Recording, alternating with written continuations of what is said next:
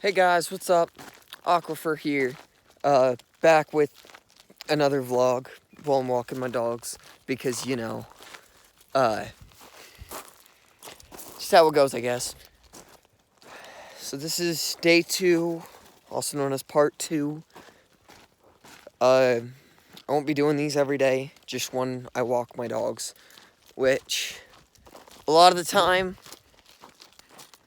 I don't know, like, I'll probably be producing these quite a bit, but there'll probably be like week stretches where I might not post shit. Might not do these. Come on, Sky! So, I figured I would start this off with continuing with what I ended with last time and explaining the stories with my dogs. So, we talked about August. He was the parvo pup. We talked about Dante, who is the poor baby that was on the other side of the fence from where we lived at. And then you were told about Bentley, how we stole him from my mom, basically. That's just how that goes, I guess. So, that's those 3. Now, we're going to start on my mother-in-law's 3, starting with the biggest one, and that is Cora. She's running off in those bushes. Yeah, no, I thought I'd be able to get her, but she just wanted to gone. But Cora, she was a ranch dog. And she couldn't keep up with the other dogs. She was slower, she didn't have as much energy. And so the rancher that owned her decided that he was going to lock her in a horse trailer all day while he was gone. So he would lock her up all day, and then he would pull her out at night. And because they're work dogs, they didn't get very much love. This person's philosophy was something along the lines of, if you give the dogs love, it makes them soft. And so, when my mother-in-law was told about Cora, she was told, hey, one of 2 things is going to happen. Either A, you're going to take this dog, or B, it's going to get shot. So, my mother-in-law being her, we took her. And we were like, hey, we're going to go get her out and adopted. And so we had her for a long while. We've had our hiccups. Little Cora right there. She's done some stuff she's not supposed to, but I won't talk about that. But my mother and father-in-law decided, hey, we're going to take her to an adoption show, try and get her adopted out.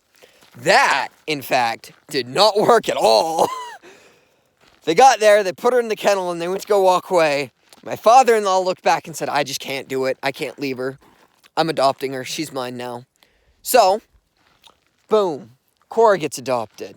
Now we move on to Junior, which, with him, I'm not exactly sure on, but if I'm correct, when my fiance was younger, they got this little female Chihuahua, a little puppy, and that little puppy got out of their fence and ran into the road and ran over, sadly. And they grieved for a little bit, and because, it's a puppy and they just got it and the poor baby died, they got her brother, Junior. And they've just had him ever since. This guy is a little freak. Like, I pick up Rock. See? Rock? Gone. Yeah. August is an asshole, so is Dante. But that's him. Then little Zelbel, right there. Zelina. Little Zelbel. She was actually found at the gas station that I'm currently working at, from when my fiance worked there.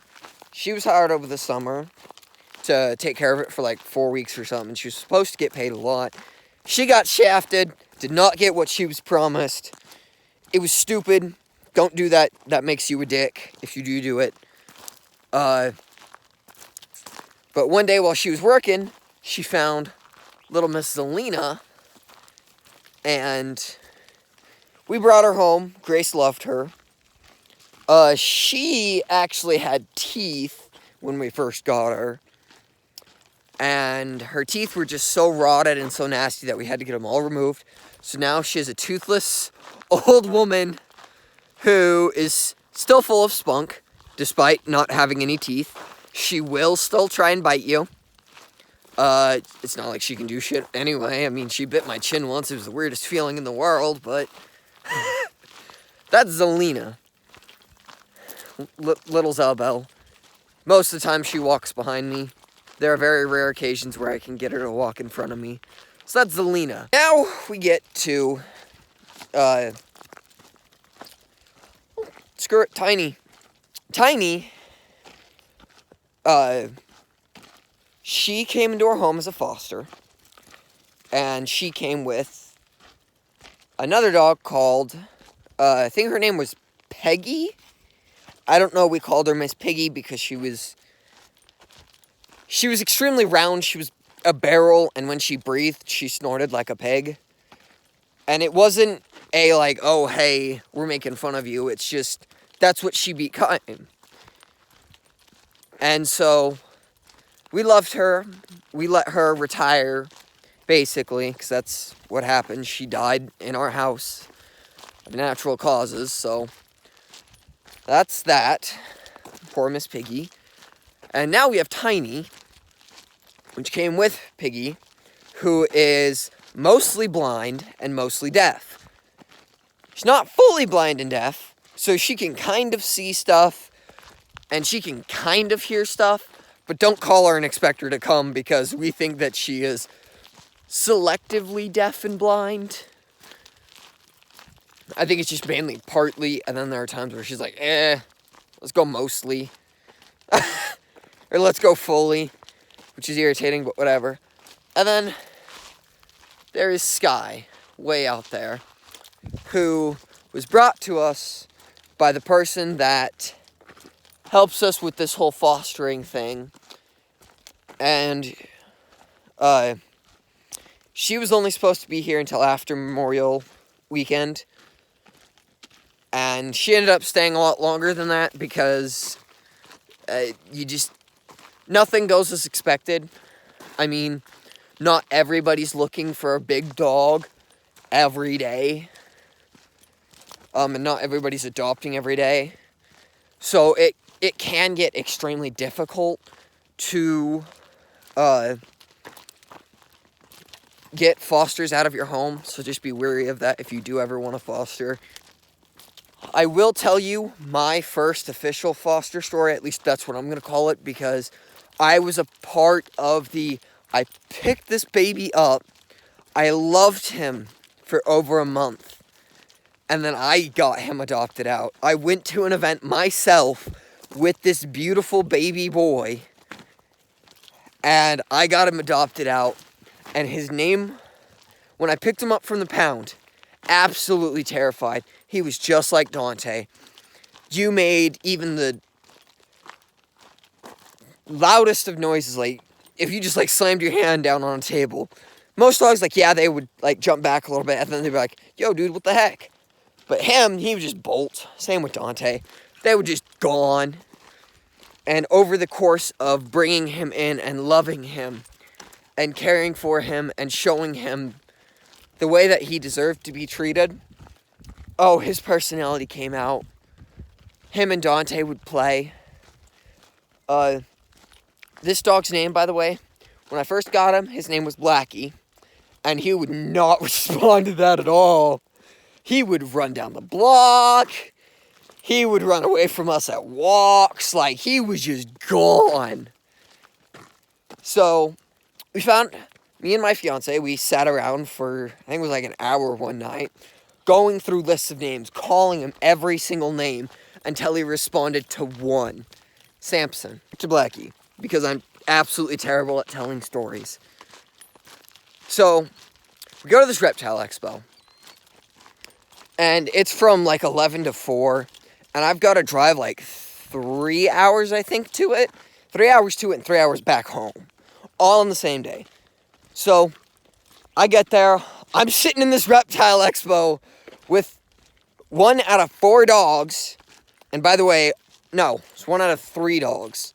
And Samson was the only one up for adoption. The other two were just for show, apparently. Which, not my kind of thing. I would not do that personally, but not my decision, so I can't say anything. But this couple walk by. They work at the expo, and they're like, oh my god, he's so cute. And so they sit down and they start playing with him and loving on him and, you know, just generally, oh, I love you. I'm thinking about adopting you. And this couple, they came back so many different times to pet and love on Samson. So that's when I knew. It's when I started thinking, like, hey, I should try and sell Samson to him. We don't actually sell him. If you ever go to adopt out a dog and you're scared that they're going to go to, like, a dog fighting rank, what you do is you say, hey, here's the rehoming fee, like $50. Or whatever it is. I think we do 20. But, they paid the due, and that just goes into, the lady who helps us with fostering. It helps her organization, basically. Like, all adoption fees and stuff go to getting food for her rescue, helping with spay and neutering, like, feral cats. And they paid their dues. They signed adoption paperwork. And there was, like, 3 or 4 different pairs of people, like, coming through, being like, hey, I'm thinking about adopting this dog. And out of all of them, I'm glad that the people who adopted him out actually got to keep him. So, they asked if they could hold on to him for a little bit, you know, like, get him used to them and just, you know, walk him around the expo. And so I was like, yeah, sure, why not? You've already signed the paperwork. It doesn't matter now. You do whatever the hell you want. And they took him outside to use the bathroom. And I've always been told that when you go to put a collar on a dog, you, like, stick 2 fingers and you gotta wiggle. And so I was like, all right, cool. Bam, 2 fingers under, wiggled. Bam, his collar's on properly, right? I was wrong. Because they also put a harness on him, and he had a leash hooked up to each, and he slipped them both, just gone. I was like, shit. So, I was told to run that way. So, I'm sprinting as hard as I can. Sprinting, screaming, whistling, just trying to find Samson. Because I love this dog. I still love this dog. It still hurts to think about adopting him out, but it's the best for him. So, sorry, making sure that there's not a car. But I'm running, I'm screaming. I ran so hard, my back was hurting, my knees were trying to give out. Like, I was trying to find this dog. Well, he ran that way. So I'm running the complete opposite way, running, screaming at the top of my lungs, just trying to find him. And I get a call, right? I'm trying not to cry, like, I'm breaking down, like, I've got tears running down my face a little bit. I'm trying not to cry, because he's in a completely new city. He knows nobody but me. Yeah, no, I didn't think that would work. He knows no one but me. And we're trying to catch him with, like, 10 different people. We're trying to find him, we're trying to catch him. And eventually I get a call saying, like, hey, have you found him? And, like, it took everything out of me to not cry when I said no. Just to not break down. And I'm in a cemetery, like, I didn't know where to go and look for him. Like, I didn't know the perfect place for dogs. Come on, let's go! Yeah, I'm gonna get a drink out of that puddle. My spirit is basically broken at this point. I have no hope of finding him. And she says, all right, just hold tight, just keep going. I'll call you back if I get any news. So I hang up, and immediately I have to call my mother-in-law because she sent me a text saying, like, hey, after Jolene's called you, call me. So I jump on the phone with her. And I start talking with her, and I'm trying my best not to break down as I'm talking to her. I'm hacking out my lungs, basically. I'm just trying to stand upright, because I have not run in a very long time, and I have never run that hard in my life. Like, I thought football made me run hard. Nah. I have run my hardest for Samson. And I love him. And I still do. And we told that couple, like, hey, if you ever go to give Samson up, please call us. We will, just give us enough time to get there, and we will be there. Because we love him. He is an angel. He's a good baby. But, so, I'm on the phone with my mother-in-law, and while we're in the middle of a conversation, the lady calls me back. And I'm just like, hey, I gotta go, lady's calling me. So I hang up and I answer the call, and she said, hey, we found him. I collapsed right there, just crying of relief, like, yeah, we got him. And I was told, like, hey, he's at the expo again. He's nice and safely there. We want you there because he knows you. You can comfort him. So I was like, perfect. And she's like, hey, where are you? I'll be there in a few moments. And so I tell her where I am. We hang up and I stand around for a while. She picks me up. We go back to the expo. And lo and behold, there's little baby Samson freaking the fuck out in his new mother's arms when he sees me. And I go over to him, I grab him, and I love him up and let him know that everything's okay. And his new mom twisted her ankle running after him. If I can ever get good editing skills, I will put a picture of Samson in here because he's just the cutest baby ever. Oh, I love him. I miss him. But he's in a good home. He's over in Utah now. Which sucks for me, but I mean, what are you going to do? But I got him back. I stayed with him for the rest of the day. And because they worked there and they stayed in a hotel which wouldn't allow them to have dogs, they're like, hey, can you take him home and bring him back? So I was like, yeah, I can do that. So I had to travel 3 hours home with Samson, and I got to spend the night with him, and I cuddled him all night. I loved him, and I cuddled on him. And I drove back the very next day, and my fiance and a friend of the family's child went with us. So that way my fiance could meet the people adopting Samson, and then the friend of the child was just there for the reptiles, basically. He held a lot of them. But, so she went with me, and we got him adopted out, and we finally said our goodbyes at like 1 or 2 o'clock, and I could not stop crying because I was so happy, and I was so sad to see him go. It was, I still miss him. Samson, for whatever reason, whatever mystical reason, your family finds this video, I love you. I love you, bud, and I miss you every day. You're a good baby. Yeah, that's the story of Samson. He was a cutie. He was a troublemaker. I loved him. He loved to play. And if you were laying on the ground and you blew in his face, he would take his head and his neck and cover your mouth. Like, just lay on you. Just go, ugh, don't do it. Stop it. Stop it.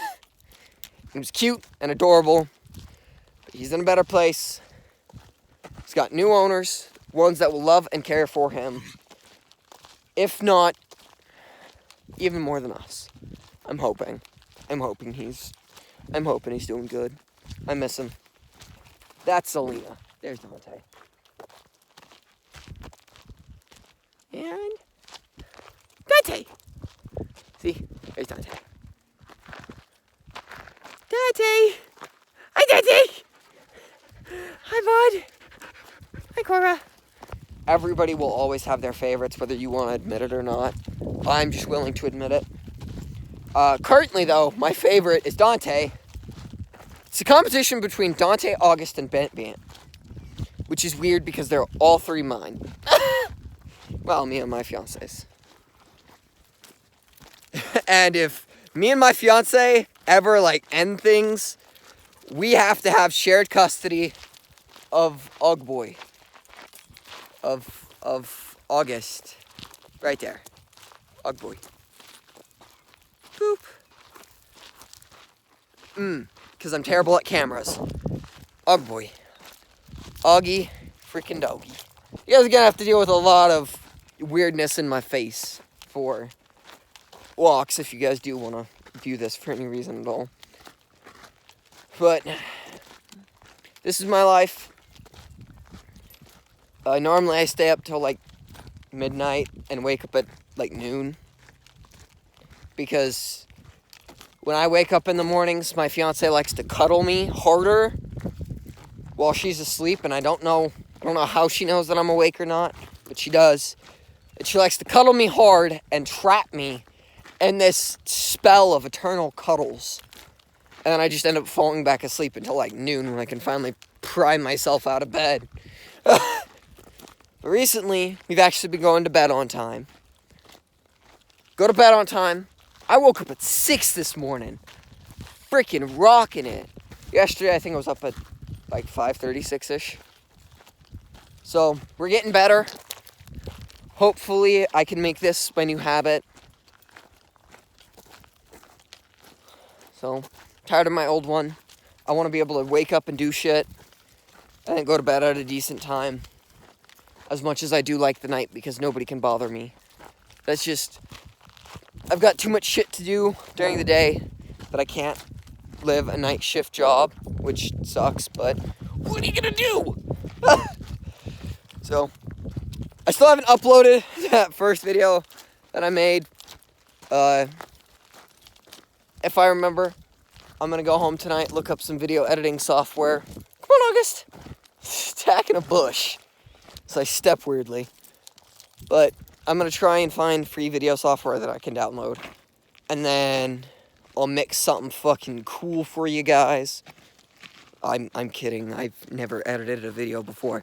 It'll probably be a very shoddy clipping of all my awkward silences, I guess. It might end up just being clips of stuff that I found interesting. I don't know, there's a lot I don't know about video editing. There's a lot I don't know about making videos. So, I'm hoping that eventually I can hook up my Xbox to my computer, which I don't know how well that's going to work. So that way I can pull the video from my Xbox and shove it into my computer, into like an application of some sort. So that way I can like be sitting there playing on my Xbox, but it's displayed on my computer. And then I can capture that, like use whatever the screen capture software is. And I can use that software and record video, sound, hopefully 2 different streams of video, because I want to do a face cam. Because I don't think I'm very good at talking with my voice. I think my ugly ass face needs to be seen. You guys see enough of me already. But hopefully I can do that, and then I can start uploading games and stuff to my YouTube. Because as I've been told, you need to start young in this already depressing market. Which I've been told is not getting better at all. So, I mean, if I make it, fucking true testament of time, I guess. Like, I don't know what else to say. 'Cause from everything I've been told, YouTube, Twitch, all those services like that, they're crashing. You're not being able to do what you used to be able to do. Which, I mean, it's understandable. It's got to be that way. Not everybody can become a successful YouTuber. But those that can, survival of the fittest, survive for a long while. Because if I can turn YouTube into a career, maybe I won't feel so useless to my fiance. to be completely honest.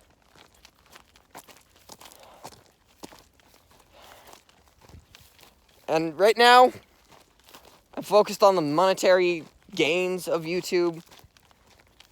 And I'm trying to adjust that attitude. Because in the end, it won't be about making money. Because you won't make very much of it, if at all. So I know that I shouldn't be focused on that at all. And that's why I'm going to change my mindset. Because screw that mindset. Once I can get a community, I'm going to build the shit out of it. And I'm going to care for that community. Why? Because I have been a part of 0 communities that I felt worth something. Go on, Bant. Load up. Come on. Let's go. Good child. So yeah. It's me and my dogs. We're about to go home. So it's going to wrap up my little walk and talk. Still got no clue what I'm going to call this. And I'll have to find out. So, peace out. Stay young. Have fun. Live life. Peace.